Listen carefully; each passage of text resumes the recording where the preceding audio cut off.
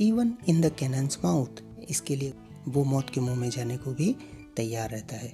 And then the justice in fair round belly with good capon lined, जिसका गोल पेट है जिसमें नर चूजों का मांस भरा है, with eyes severe and beard of formal cut, जिसकी आंखें कठोर और दाढ़ी औपचारिक कट की होती है, full of wise saws and modern instances, वह बुद्धिमत्तापूर्ण कहावतों और नवीनतम उदाहरणों से भरा होता है, यानी कि उसे अनेक बुद्धिमत्तापूर्ण कहावतें और नवीनतम उदाहरण याद होते हैं।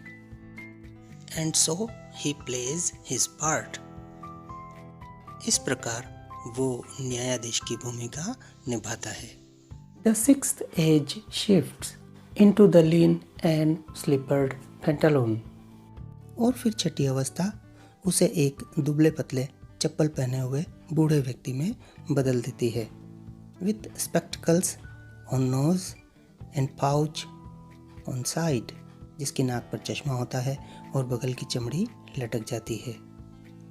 His youthful hose well saved, a world too wide for his shank, युवावस्था में संभाल कर रखे मोजे अब उसके सिकुड़े पैरों के लिए बहुत बड़े या ढीले हो गए हैं।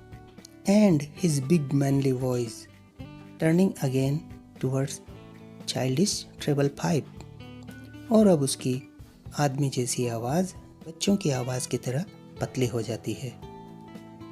And we shall in his sound, और उसकी आवाज़ में सीटी जैसी आवाज़ आने लगती है।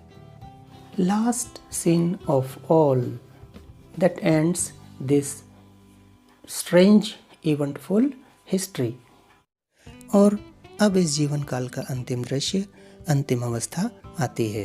That ends this strange eventful history, ये अवस्था विचित्र घटनाओं से भरे इतिहास का अंत कर देती है, बीते हुए जीवन का अंत कर देती है।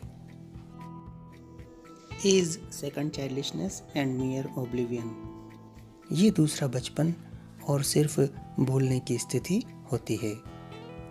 Sans teeth, sans eyes, sans taste, sans everything, और इस अवस्था में उसके दांत गिर जाते हैं, आंखों की रोशनी कम या लगभग समाप्त हो जाती है और वो स्वादहीन हो जाता है।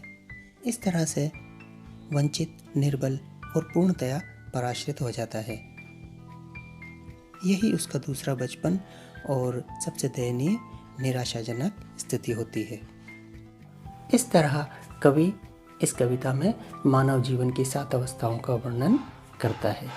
आशा है आपको ये कविता पसंद आई होगी। देखने के लिए बहुत बहुत धन्यवाद।